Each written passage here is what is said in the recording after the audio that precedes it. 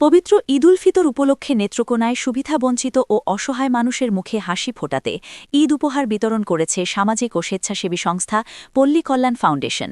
আজ সোমবার ১৬ মার্চ নেত্রকোনা জেলা শহরের কুরপার ভুইয়া বাড়ি এলাকায় সংস্থার কার্যালয় প্রাঙ্গণে এক অনুষ্ঠানের মাধ্যমে এই সহায়তা সামগ্রী তুলে দেওয়া হয়।